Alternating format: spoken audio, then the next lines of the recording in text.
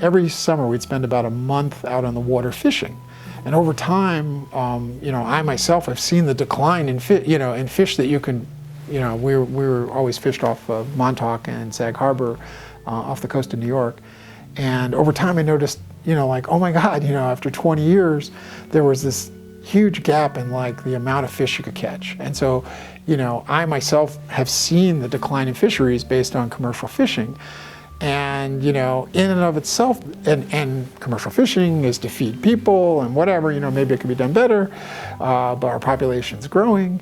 There's another problem that I think, creating more ecosystems of healthy fish is something that if we're going to have commercial fishing, we have to be in the business of that. And somebody's got to find a way to make that profitable, right? A lot of these problems kind of trace back to the same shift. If we can take that energy that makes that could take a war and make that a private sector event, then surely we can take some of these larger problems like garbage in the ocean and make it a private sector event.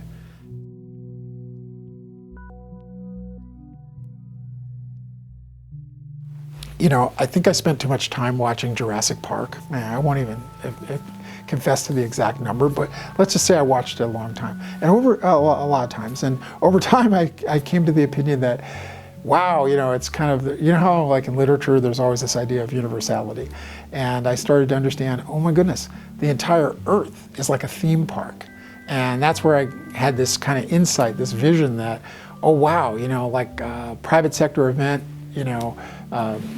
We suddenly, if we shift and we think, oh, the whole entire Earth is a theme park, then we're letting it fall in decline. Then we need to fix it. Then we need to mass a bunch of investors to actually go after fixing the problem. We can tax the population to come up with the money to pay from jurisdictions about why we're going to fix it. But it's just a matter of shifting. It's what has me fired up is this shift in thinking of saying, well, yeah, if you think of it that way. We don't really have to leave this to the environmentalists or to the scientists to study the problem to say the theme park quality has dropped, but where we'd like to see, let's mask that up and fix it and shore it up in the areas where it needs to be corrected, and let's go after it with the energy of just hey, we make a choice. This is not a democracy. If the right people make the choice, we're just doing it. And by the time they catch us and what we're doing, we'll be well into trying to correct the problem. It's really feeling that it's kind of like some of the private sector projects I've worked on.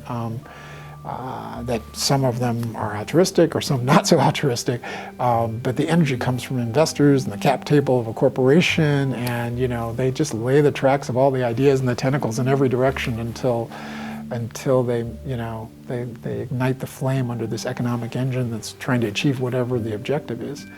I suppose the other thing that has me fired up is the implications of job creation that can come from this, and then just the insight that eventually in my development, I shifted away from thinking I, me, I've developed all these great skills, to really understanding, hey, if I have any benefit here, it's because I know how to hire and create great teams, and that this is a team problem.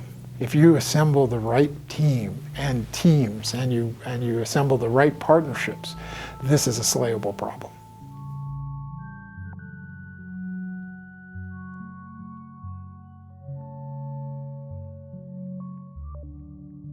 This Earth itself is something that should be preserved. The same way we wouldn't want to blow up a planet, 100 million light years from here, we shouldn't want to destroy this planet because we can see there's something magical going on right here. We've got to become the stewards of that magic and cultivate it and keep it going.